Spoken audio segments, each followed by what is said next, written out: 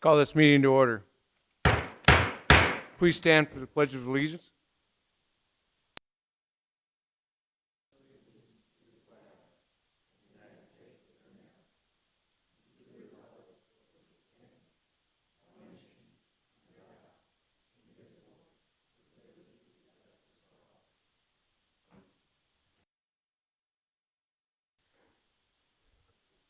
Good evening. Thanks for coming to this meeting this evening. Will the clerk please take attendance? All council members are present, Mr. Mayor. Thank you. Consent agenda. I'd like to amend the consent agenda to cancel the study session next week. Since we only have one item, it's not really worth staff time to do it. We can move on from there. It'll be the only thing that would be available is the explanation of the outside agencies. Otherwise, the other items will not be able to be presented. So calling for a second. Second. Been moved and seconded. Please call the roll. Bacon, Aye. Brink, Aye. Collins, Aye. Niemeyer, Aye. Tiltonburn, Aye. Wendell, Aye. Avery. Aye. Okay. Now I ask for a motion on the amended consent agenda. So moved. Second. Been moved and seconded. Any discussion? Seeing none, please call the roll. Brink, Aye. Collins, Aye. Niemeyer, Aye. Tiltonburn, Aye. Wendell, Aye. Avery, Aye. Bacon. Aye. Thank you. All right, going to open forum, and we have a proclamation. Let's do the one with the Small Business Saturday first. We have representatives from Chamber of Commerce. We have Caitlin Liebert and Emily Howell with us.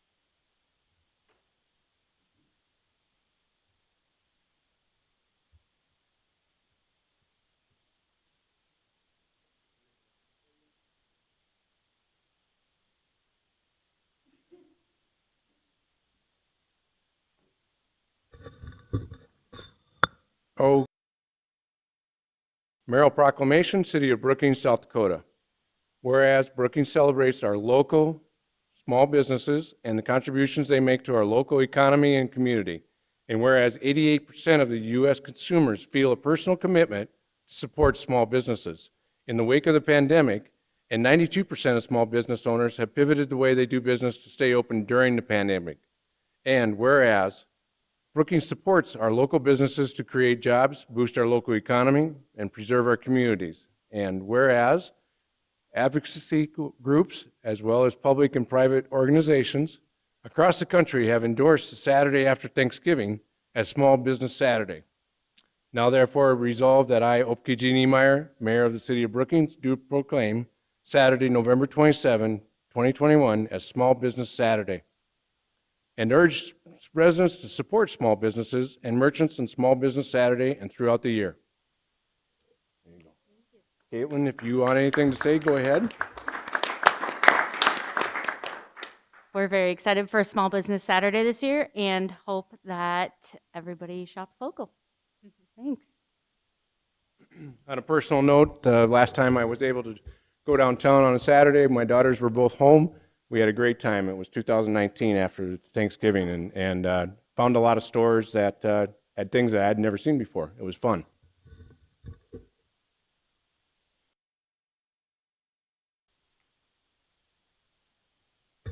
Okay, so Mrs. Principal from the school here supporting her? Correct. This is a great honor for me to state this. This is really cool. So, Mayoral Proclamation, City of Brookings, South Dakota. Whereas Mrs. Stephanie Ballard was recognized as the 2022 South Dakota Teacher of the Year at the State Award Ceremony on October 12, 2021.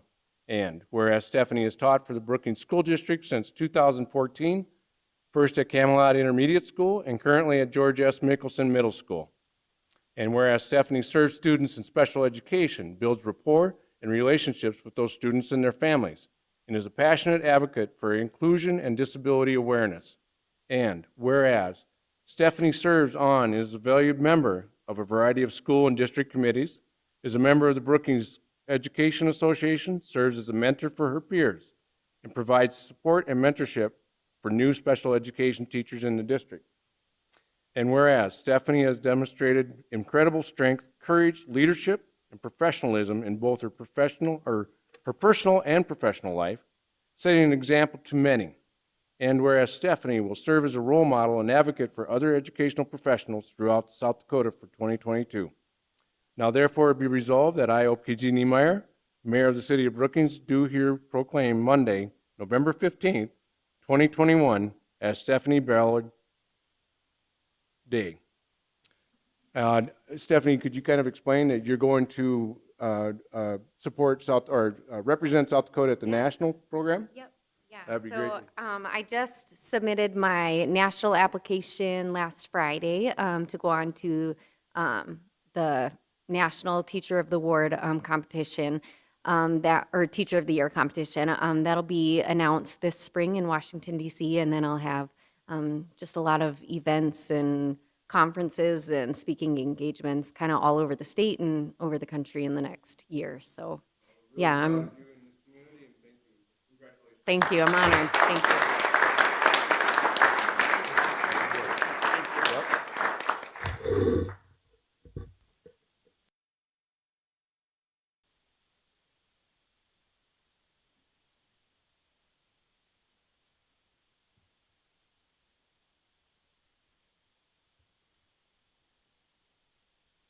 Okay, Student Association.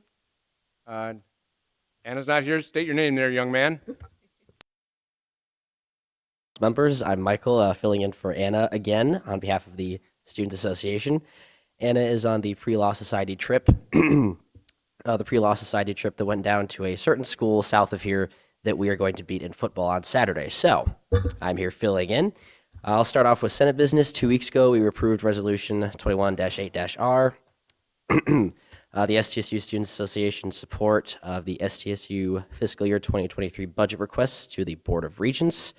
This just reiterates our support for the requests, and we'll be passing our support of those requests on to the governor in the coming weeks, and then also during session for Shed Days and for the Government Affairs Committee trip as well.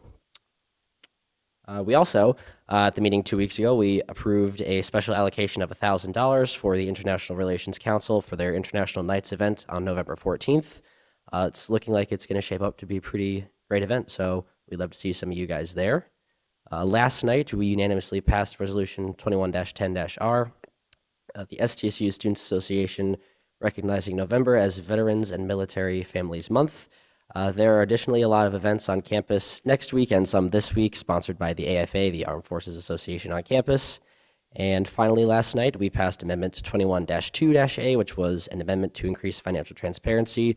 What this does is it basically just sets in place a requirement that whenever a purchase exceeding $200 is made internally, that it will be announced before the Senate.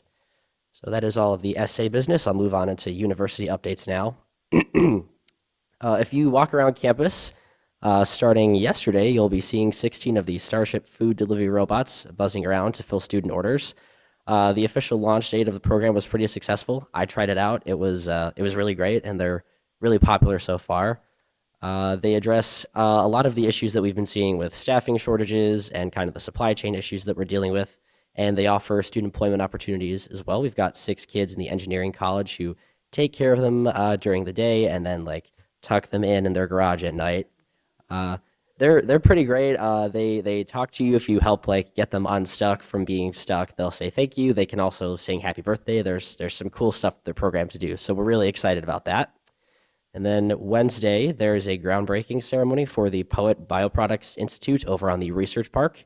The Institute is a collaboration between SDSU, South Dakota Mines, and Poet, and this will allow for research and development to occur for transforming low-value ag and forestry commodity materials into high-value products. There's a lot of exciting athletics updates, too. So the women's soccer team won the Summit League tournament again, and the SDSU football team beat NDSU on Saturday, so the marker is staying in the right state for another year. And to wrap up, there was another vaccine clinic last Thursday in the Volsdorf Ballroom where COVID and flu shots were administered. And then we also offered some COVID-19 boosters as well. So that about takes care of it. I'll stand by for any questions. Any questions from council? Thank you. All right. Thank you guys for your time. Okay, open forum, if there's any member of the public that would request time to address the council on a subject that may not be on the agenda this evening. Come forward, sir. Please state your name. When you get up to the mic, buddy. I'd like to approach the council and whoever else would like to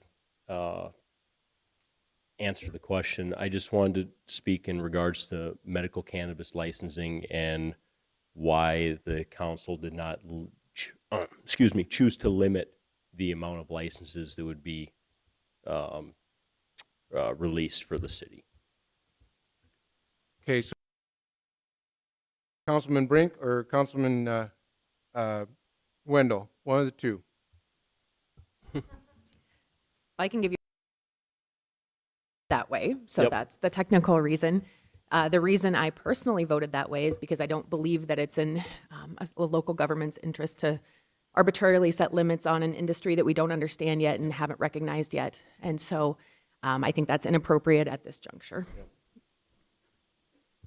I guess from my perspective, I didn't believe that now was the time to set limits on an industry that hadn't been tested in our marketplace yet. I did think that there were some reasonable measures in place, including zoning around religious institutions and schools that seemed to create kind of some natural limits that already would occur if we aligned with state statute. So those were two of the reasons that I believed we could start the program right now without attaching what seemed like a pretty arbitrary number to the industry. And I don't believe we've gotten any applications yet, have we? To our So just the other thing is too, is we have not, it's like, I don't know if we have a huge market big enough for anyone to apply. So just so you know that also. Yep. No, the only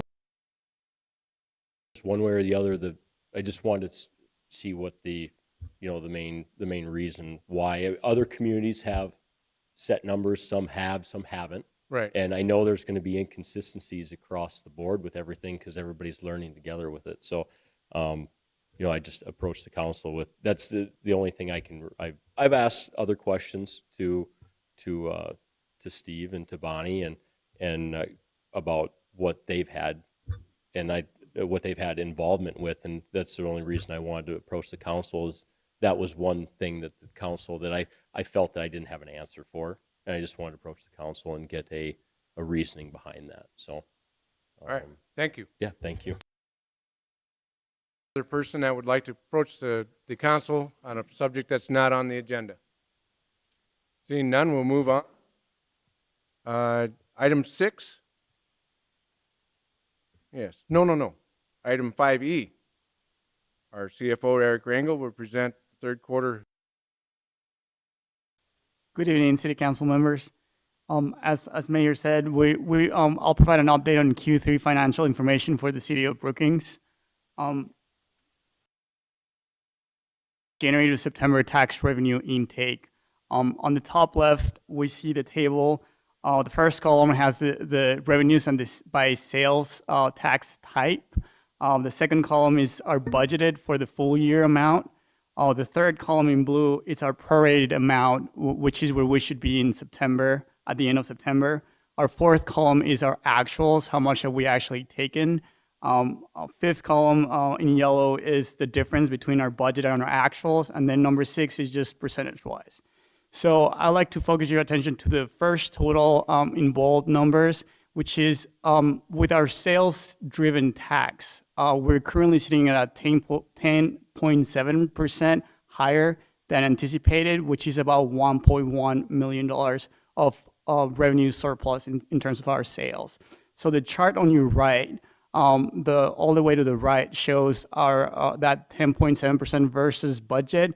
And then the column on the far left shows versus last year. This is actually your sales tax growth.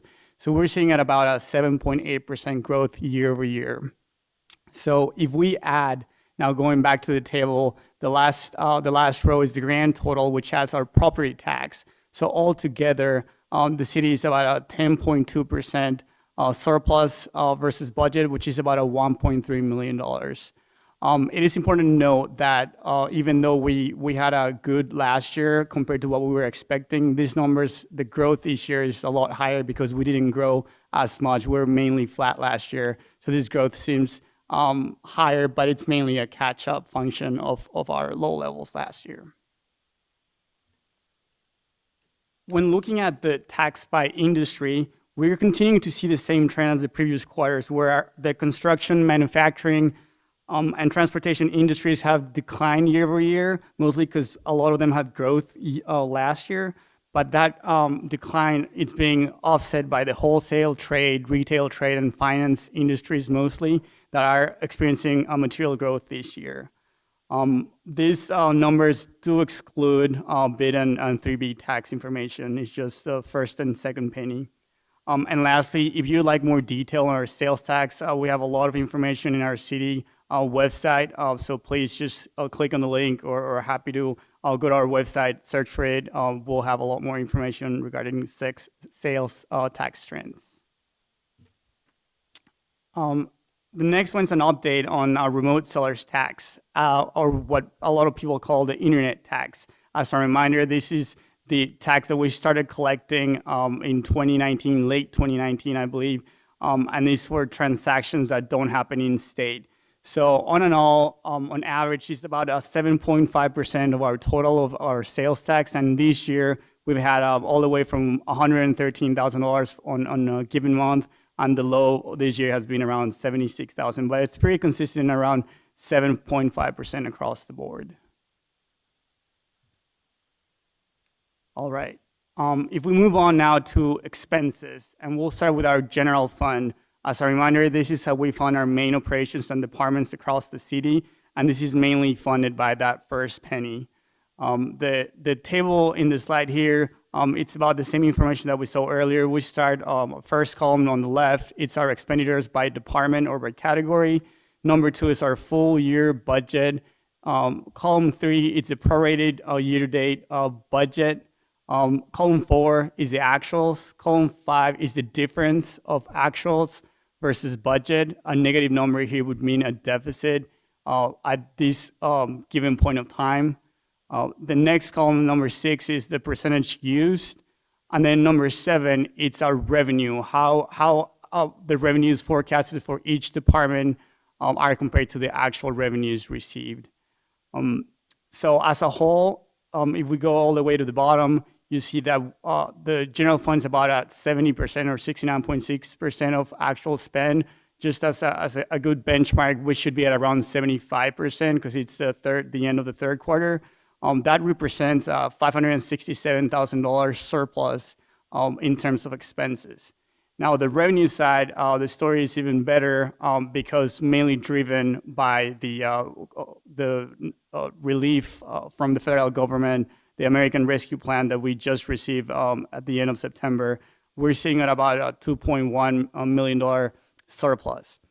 Now, in terms of the expense, that $567,000, the surplus is mainly driven by the timing of expenses, and we've had some vacancies in cities positions that favorably impact our budget.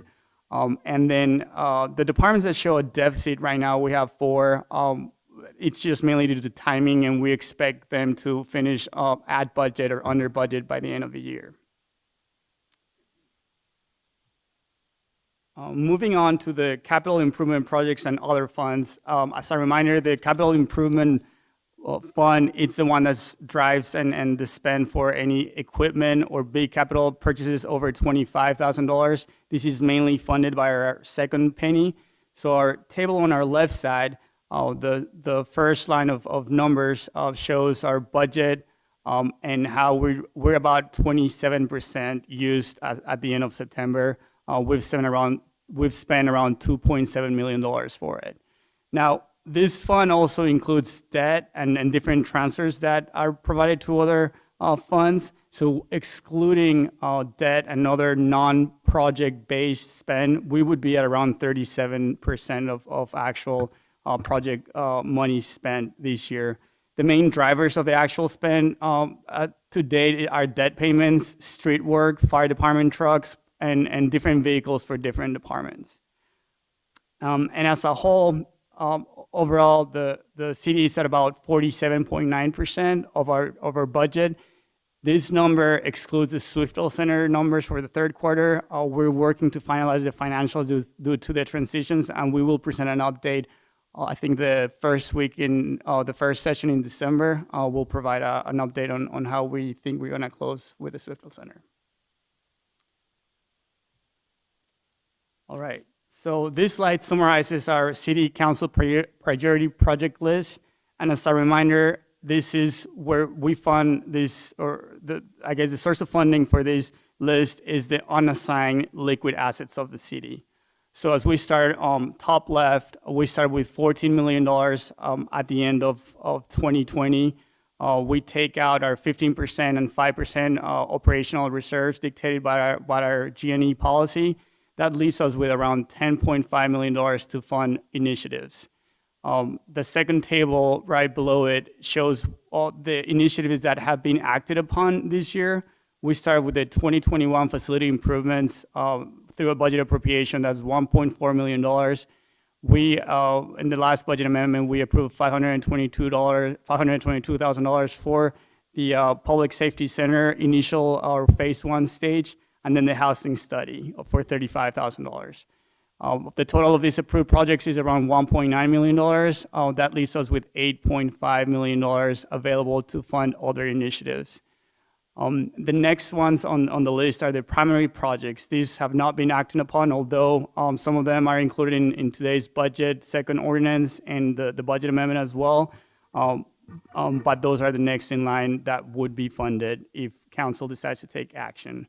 The first one is the 2022 facility improvements from the McKinstry study. That's $1.1 million. The fire department training tower, that's $440,000. The public safety center, the entire remaining of the project estimates $6.4 million. The food bank, that's $300,000, which is included in the second reading of the budget amendment that will be brought up on tonight. The downtown master plan for $35,000, and the indoor rec center for $850,000. All these primary projects, the estimated spend is about $9.2 million. With that, if we decide to implement all that, we would run at a deficit of $659,000. On the right, we show our secondary projects, which include debt payments and the facility improvements. These facility improvements from 2023 to 2025 are included in our 10-year capital CIP plan as well. And then we show bike trails and pay down of debt payment. And then next down in line is the desired project list that are not in priority order, just a bunch of initiatives that our leadership team recommends analyzing if funds are available. All right, moving on to the economic update. Basically, the story for the U.S. As a whole, it's a growth of around 5.7% at the end of 2021. That's what experts are forecasting. They're forecasting slower growth in 2023 of 2022 of 3.8% and about 3% for 2023. The growth in this year is mainly driven for consumer spending, just more activity and in-person services by the end of 2021. However, I think that the main risk, we all know it's inflation, is starting to hit really high. And if we can see in the table, that last row, we can see in 2020, we had about 1.2% in our PCE inflation. It jumps to 3.6 estimated in 2021. 2022 will still remain high, which is 3%. And then 2023 will go down to the Fed's target, which is around 2%. So we've got current year with high inflation and expected higher inflation next year as well. Just as a good reference point, South Dakota is also experiencing that. In September, we had 5.7% inflation compared to the previous September. So definitely some factors to look at. However, I think our outlook for our regional economy still remains strong given our experience. We're experiencing really high growth in our sales tax of about 7.8%. So we believe that our region will outperform our domestic projections.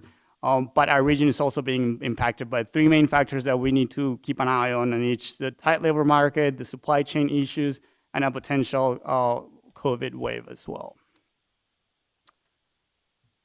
And lastly, I would like to present an update on the American Rescue Plan. And as a reminder, this is the aid that was signed into law by the federal government in March 2021, and it allocates around $350 billion to state and local governments as a fiscal recovery fund to address COVID-related issues.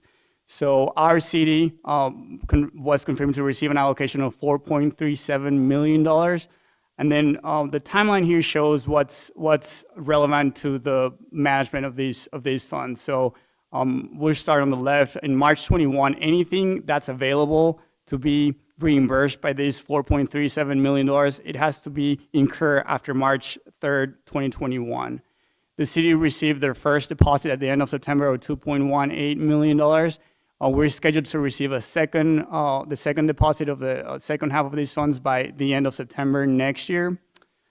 December 2024 is when we need to obligate the funds. That means that we need to commit it, and if we need to sign contracts or for any projects, they need to be signed by this date. However, the work can be finalized until December 2026.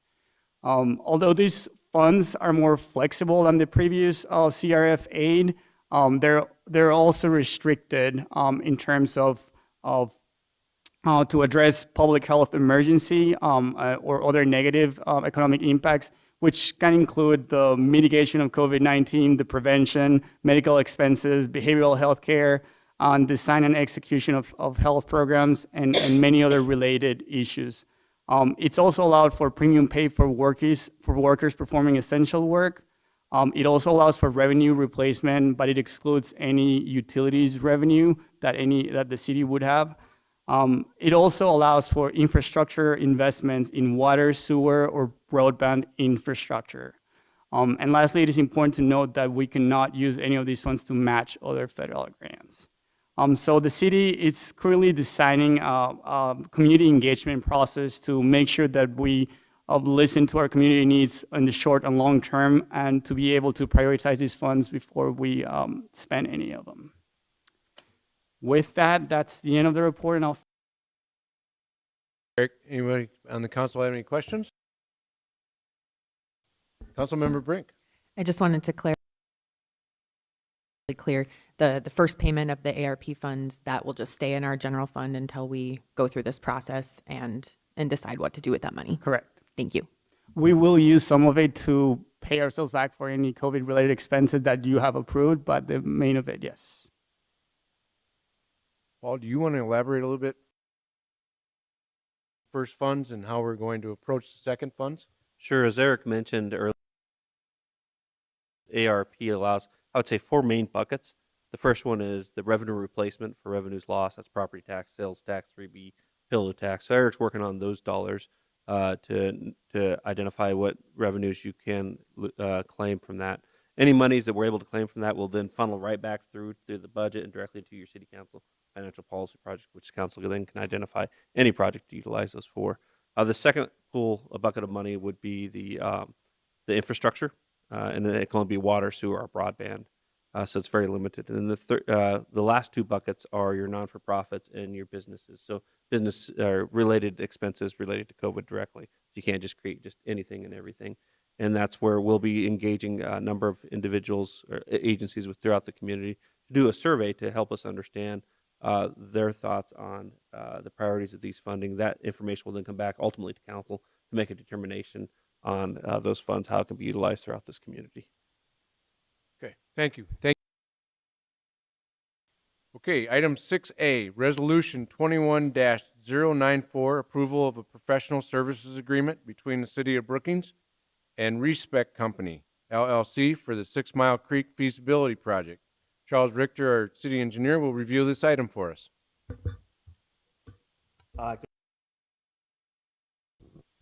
I'm here to request authorization for the city manager to sign off on a professional services contract with Respect Engineering for the study of 6 Mile Creek. As you know, 6 Mile Creek has had serious flooding issues in the past. And luckily this summer that we've received a grant from FEMA to study this further and to develop mitigative measures to help reduce the impact of the flood. This study will After receiving the grant, we received a proposal from Respect.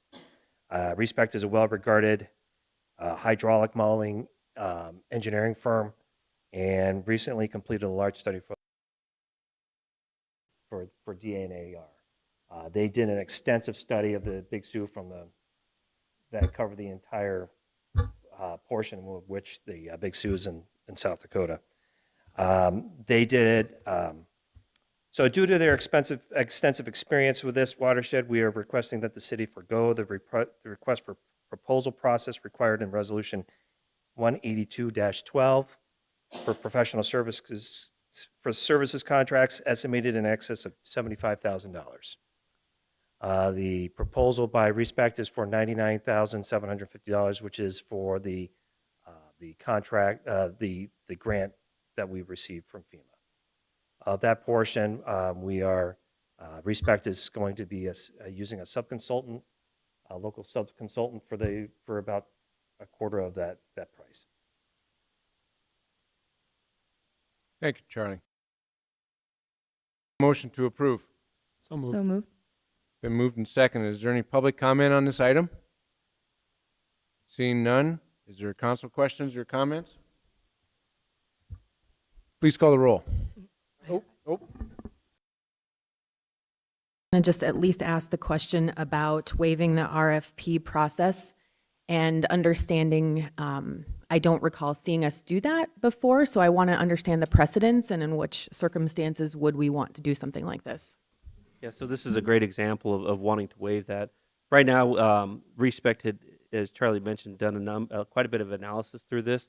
More importantly, we received the $100,000 grant from FEMA, but that grant has timeline restrictions. It has to all be spent within 1 year time. Therefore, time is of the essence. And so this is a proper opportunity to utilize that. But once again, it has to be approved by City Council to forego those requirements. Do we have precedents of doing that in the past? Are you aware, or Steve maybe aware of any times that we've waived that process? At this level, not since my time, but Steve, are you aware? No, I'm not aware. That policy in place, at least it causes us to pause and evaluate whether it's appropriate to, to waive the policy. So the policy was established by resolution and can be modified by action by the council. Any other comments or questions? Please call the roll. Collins. Aye. Niemeyer. Aye. Tiltonburn. Aye. Wendell. Aye. Avery. Aye. Bacon. Aye. Frank. Aye. Thank you, Charlie. All right, thank you. Motion passes. Item 7A, first readings. Introduction and first reading on Ordinance 21-036, repealing sections 2-261 through 2-272 of the Code of Ordinances pertaining to the University Community Coalition.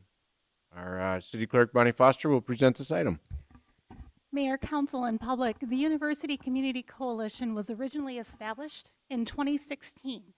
The purpose of this coalition was to identify, investigate, propose, and advocate practices and policies that will improve the well-being of the university community relationship and the quality of life in Brookings. The UCC was to create a platform for effective communication between the City of Brookings and SDSU. The UCC is no longer deemed necessary due to the excellent relationships with SDSU's leadership, staff, and students that have been developed and fostered through the years. City records show that this coalition never met as an active body. There are no agendas or minutes on record. Staff recommends approval of moving this forward to a second reading. Okay. Is there any public comment on this item? Seeing none, does the council have any questions or comments? Okay. Second reading will be November 23rd, 2021. Okay. On to item 8A, second reading and action on Ordinance 21-037, an ordinance for the 2022 budget appropriation. Paul Brasino, our city manager, will review this item. Good evening, Mayor, City Council members. Budget.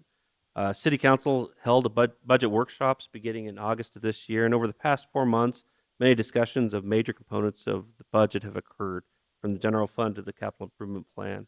The 2022 budget is roughly $52 billion, which is $1 million less than last year. But more importantly, it's presented as a balanced budget and a sustainable budget for the foreseeable future. With that, I'd be more than happy to answer any questions council may have at this final reading. So moved. Second.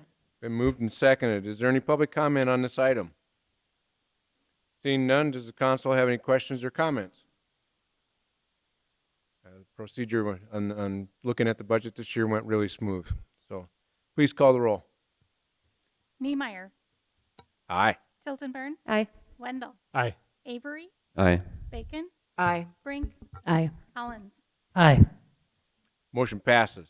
Item 8B, second reading and action on Ordinance 21-039, an ordinance authorizing supplemental appropriation number 5 to the 2021 budget. Eric Rangel, guess not. Our Deputy Finance Officer will. Good evening, Mayor, members of the council. This is the second reading of Ordinance 21-039, authorizing supplemental appropriation number 5 to the 2021 budget. No changes have been made since the first reading, and this budget amendment has 5 parts. The first 3 are incremental to the budget, meaning there's no existing budget authority for them, and the last 2 are non-incremental transfers of budget authority from the building sinking fund to accounts in the general fund. For a quick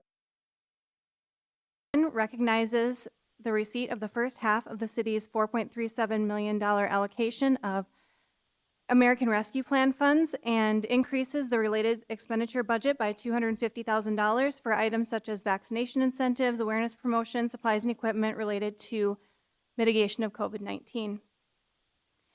Part 2 transfers the $300,000 committed by the City Council Priority Projects Fund to the Brookings County Food Pantry Capital Project Fund. As you're aware, the city received $1.6 million community development block grant from the state to construct this facility, and so the City Council Priority Project funds will be utilized for expenditures not covered by the grant. This includes $60,000 for design and engineering and $240,000 for furniture and equipment. Part 3 recognizes an increase in our budget for promotion of the city in our 3B tax fund by $5,000 for a library of City of Brookings photos. The city has entered into agreements with 3 local photographers to help develop this library. And Part 4 increases the Recreation Department's capital budget in the amount of $68,260 for an elevator replacement at the Brookings Arts Council building, and these funds will be transferred from the Building Sinking Fund. And finally, Part 5 will transfer funds from the Building Sinking Fund to cover the city's portion of the cost for portable AC units and a temporary chiller that were needed this summer when the air conditioner at the city-county building was out of service. Insurance claims have been filed for this, and they may offset these costs, and staff recommends approval of this ordinance as presented, and I will stand by for any questions. Thank you. Thank you. Entertain a motion to approve. So moved. Second. Been moved and seconded. Is there any public comment on this item? Seeing none, is there any council questions or comments? Please call the roll.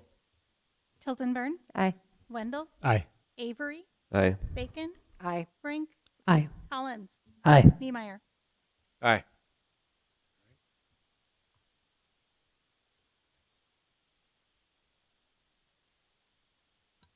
Okay.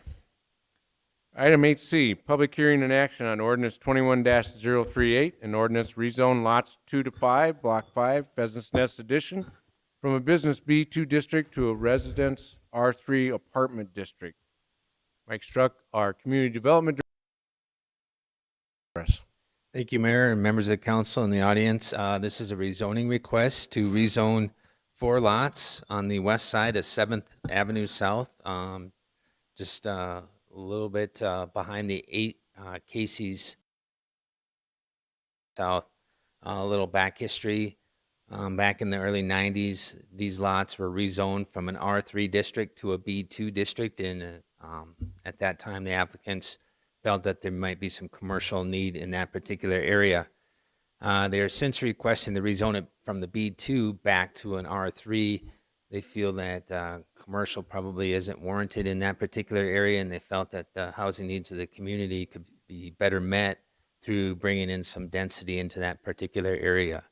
So this does come to you as a 5-0 recommendation from the Planning Commission, and the Development Review Team supports the rezoning request.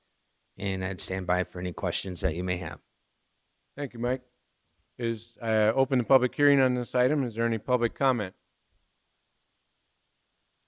Seeing none, I entertain a motion to approve. So moved. Second.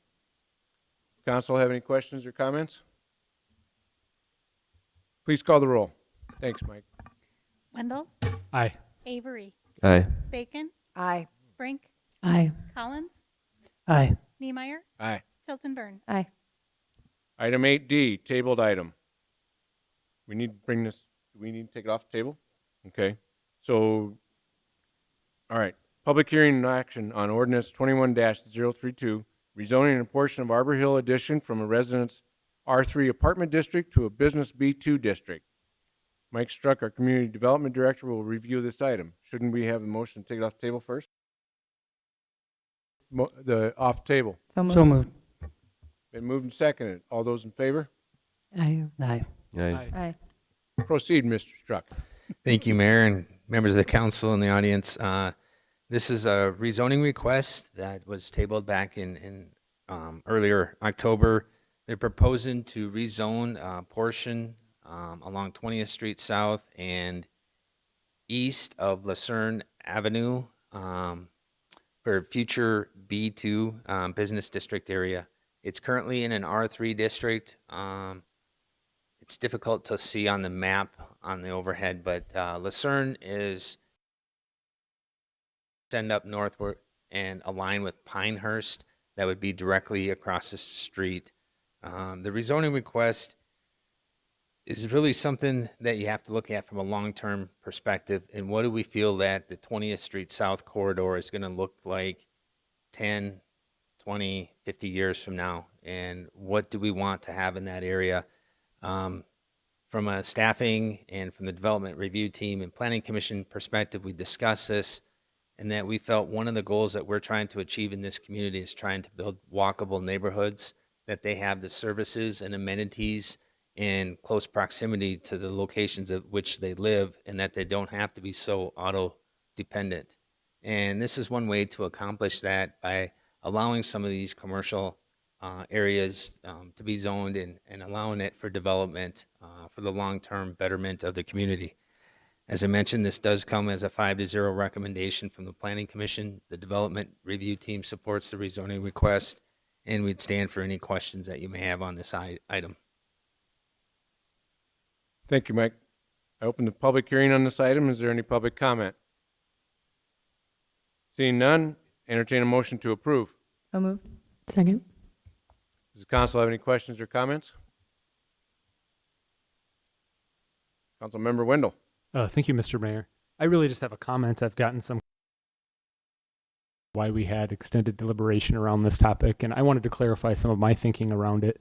My fear last time we discussed this item was just that we would advance rezoning further west down 20th Street South, and maybe we all had an opportunity to absorb that evening, and it felt like we had a little bit of time to do some discovery. So I appreciate your staff's willingness to give us an opportunity to visit the site and the developer's opportunity to advance those conversations. I think we know that the overpass project is going to lead to some opportunities for development and some changes along 20th Street South, and so I just wanted some time that I felt like we had to really wrap my head around exactly what was most appropriate. And I feel more comfortable tonight than I did on the evening we tabled this. And I appreciated the opportunity to take another look at 20th Street South and better understand exactly how this plat of land lined up with existing neighborhoods in that area. So. I appreciate that. And there's an open invitation anytime in the Community Development Department. If you have questions, would like to see additional maps, long-term plans, feel free to contact us, and we'd certainly take the time to have those discussions in more detail if you feel that would help you in your decision-making process. So thank you. Any other questions? Mr. Avery. Mike, too. Councilman Collins and I spent some time with Mike one day and looked at that whole neighborhood and looked at what we were talking about there. And it was just a lot easier to visualize it when you're standing right there and seeing what's been done. And it was really an eye-opener for me just to see how how much development had been done in that area and the homes that were there and everything. So, I know you have a big job and you've been very helpful when I've had questions. So thank you. Thank you. Comments? Please call the roll. Bacon, Aye. Brink, Aye. Collins, Aye. Niemeyer, Aye. Tiltonburn, Aye. Wendell, Aye. Avery. Aye. Motion passes. Go on to other business. Item 9A, action resolution on 21-091, resolution adopting the consolidated fee schedule. And our Deputy Chief Financial Officer will present. Members of the council, this is Resolution 21-091, adopting the consolidated fee schedule. Upon periodic review of the city's fee schedule, we have identified fees that need to be updated or clarified in the community development, parks, and solid waste departments. These updates will be effective January 1st, 2022. For community development, we are increasing building permit fees by $5 per square foot to $90 for finished habitable space and $45 for finished basements. This increase is based on a review of fees charged by peer municipalities, and it is in an effort to keep our fees comparable. In the Parks Department, we are removing the half-day rental option for picnic shelters at Pioneer and Hillcrest Parks. We have found that this option is not being utilized, and these shelters will now be available for full-day rental only. And finally, we have several updates for landfill fees. First, we're increasing our tipping fees from $43 to $44 per ton, which will add approximately $50,000 in revenue per year and help fund strategic priorities. Jake recently completed an analysis of 10 similar communities with landfills, and the average fee per ton was $54.63. We're still very well below this average, but we're taking steps to gradually increase our fees to meet our needs. And second, we're removing the fees that are associated with commercial cart and dumpster pickups, as commercial collection services are no longer being provided by the City of Brookings. And finally, we added some language to clarify that sales tax is charged for dumping items such as refrigerators, air conditioners, mobile homes, and tires. And with the addition of the Citizens Campus at the landfill, we wanted to add some language to the schedule to clarify that there's no charge for dumping non-commercial clean wood and lumber, trees and branches, compost, and recycled compost.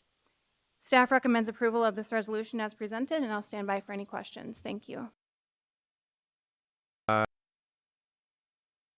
moved. Second.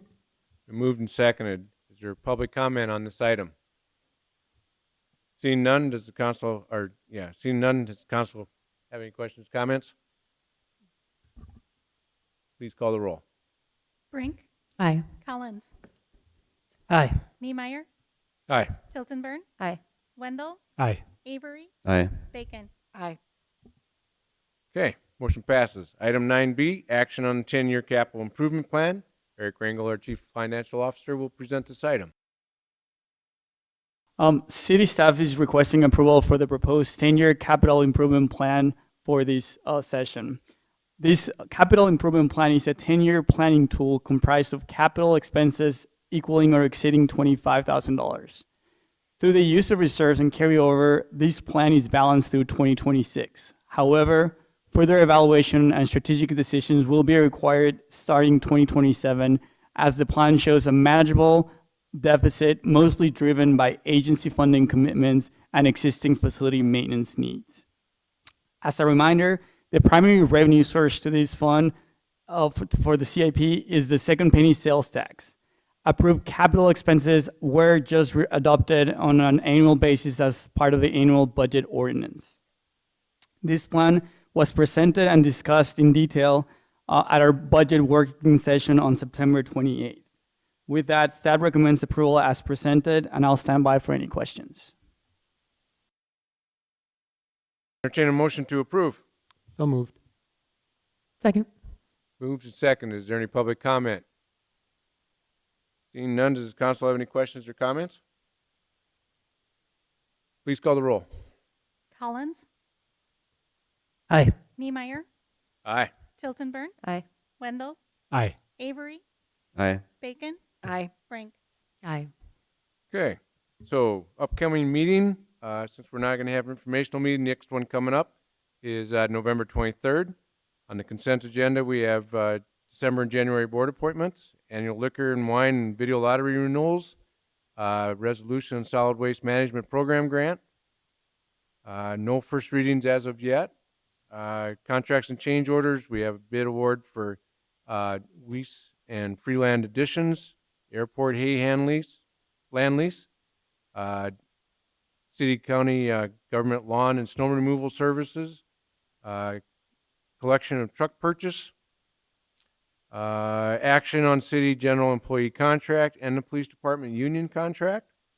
Second reading, we have public hearing on the BMU improvements projects. Eric Witt will be here to present that. BMU wastewater improvements, Eric Witt will be here for that. And also the improvement projects that BMU also has. Other business, bridge inspection, Charlie, our engineer, will be presenting that. And then we have our city progress report from our assistant city manager. With that being said, is there any items that council would like to present for a future agenda? Seeing none, I entertain a motion to adjourn. So moved. All those in favor say aye. Aye. Meeting adjourned.